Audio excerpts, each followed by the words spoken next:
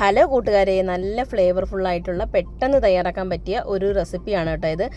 Hariyali paneer fry ആണ് കേട്ടോ. അപ്പോൾ അതെങ്ങനെയാണ് തയ്യാറാക്കണമെന്ന് കണ്ടാലോ, നമുക്ക് നേരെ വീഡിയോയിലേക്ക് പോകാം.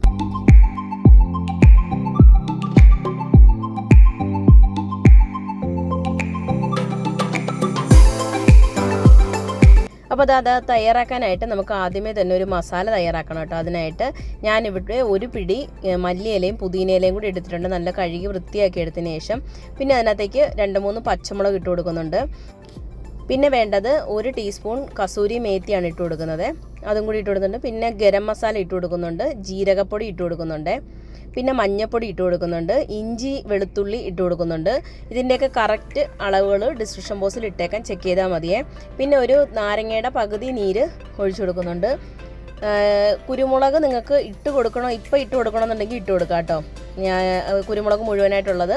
പിന്നെ ആവശ്യത്തിനുള്ള ഉപ്പും കൂടി ഇട്ടതിന് ശേഷം നല്ലതുപോലെ ഇത് അരച്ചെടുക്കണേ. അരച്ചെടുക്കാൻ വേണ്ടി ഞാനിവിടെ വെള്ളമല്ല യൂസ് ചെയ്യുന്നത്, തൈരാണ്. അപ്പോൾ തൈര് ഒരു 1-1.5 ടേബിൾ സ്പൂൺ ഇട്ട് കൊടുത്തിട്ടുണ്ട്. അതും കൂടി ഇട്ട് നല്ലതുപോലെ അരച്ചെടുക്കണം.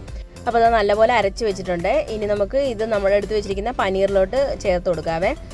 അപ്പോൾ നമ്മുടെ പനീർ എടുത്ത് വെച്ചിട്ടുണ്ട്. ഞാനിപ്പോൾ ഇവിടെ ഒരു 250 ഗ്രാം പനീറാണ് എടുത്തിരിക്കുന്നത്. കുറച്ച് വലിയ പീസായിട്ട് കട്ട് ചെയ്തെടുക്കാൻ പറ്റുമെങ്കിൽ അങ്ങനെ എടുക്കണം കേട്ടോ. അപ്പോൾ ഇത് ഒരുപാട് കുഞ്ഞ് പീസായി പോയി കഴിഞ്ഞാൽ അത് കാണാൻ ഭംഗി ഉണ്ടാവില്ല, അതുകൊണ്ടാണ്. ഇനി നമ്മൾ എടുത്ത് വെച്ചിരിക്കുന്ന ആ പേസ്റ്റ് ഉണ്ടല്ലോ, അത് അതിനകത്തേക്ക് ചേർത്ത് കൊടുക്കാം. പിന്നെ മുഴുവനായിട്ടുള്ള കുരുമുളക് ഞാൻ അരയ്ക്കുന്നതിൻ്റെ കൂട്ടത്തിൽ ഇട്ടിട്ടില്ലേ, ഇപ്പോൾ ഇതിൻ്റെ കൂട്ടത്തിൽ നിങ്ങൾക്ക് കുരുമുളക് പൊടി വേണമെന്നുണ്ടെങ്കിൽ ചേർത്ത് കൊടുക്കാവേ. അപ്പം ഞാനിപ്പോൾ ഇവിടെ പച്ചമുളക് ചേർത്ത് കൊടുത്തിട്ടുണ്ട്. നല്ല എരിവുള്ള പച്ചമുളകാണ്. അപ്പോൾ നിങ്ങളുടെ എരിവിനനുസരിച്ചിട്ട് വേണം ചേർത്ത് കൊടുക്കാനേ. അപ്പോൾ ഞാനിവിടെ കുരുമുളക് പൊടി ചേർത്ത് കൊടുക്കുന്നില്ല കേട്ടോ.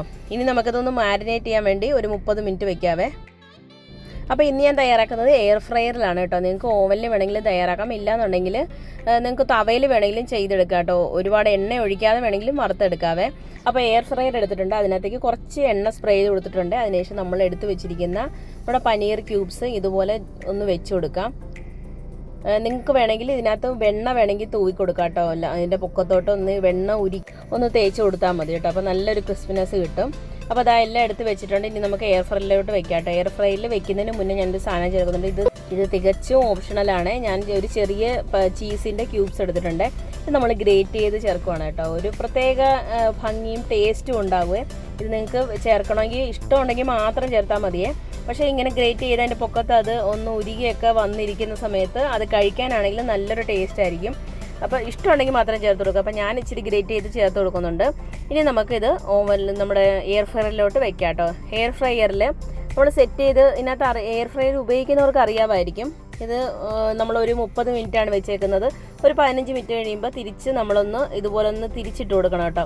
എന്നാൽ മാത്രമേ ഇത് 2 സൈഡും നല്ലപോലെ ഒന്ന് മുരിഞ്ഞ് കിട്ടത്തുള്ളൂ. അപ്പോൾ ഇതായത് ഒരു 10-15 മിനിറ്റ് കഴിഞ്ഞപ്പോൾ ഞാനൊന്ന് തിരിച്ചിട്ട് കൊടുത്തു. വീണ്ടും ഒരു 15 മിനിറ്റ് വയ്ക്കുവാണ്. അപ്പോഴത്തേക്കും നമ്മുടെ പനീർ ഇവിടെ നല്ല അടിപൊളിയായിട്ട് റെഡി ആയിട്ടുണ്ട് കേട്ടോ. അപ്പോൾ അത്രയേ ഉള്ളൂ, നമ്മുടെ ഹരിയാലി പനീർ ഇവിടെ റെഡി ആയിട്ടുണ്ട്. അപ്പോൾ നല്ല ടേസ്റ്റിയാണ്. ഒരു തവണയെങ്കിലും ഇതുപോലെ ഒന്ന് ട്രൈ ചെയ്ത് നോക്കാം. ഇപ്പോൾ ഓവൻ ഇല്ലെങ്കിലും എയർ ഫ്രയർ ഇല്ലെങ്കിലും നിങ്ങൾക്ക് ജസ്റ്റ് ഇതിനകത്ത് അടുപ്പിൽ വെച്ചെടുത്താലും ഫ്രൈയിങ് പാനിൽ വെച്ചെടുത്താലും മതി കേട്ടോ.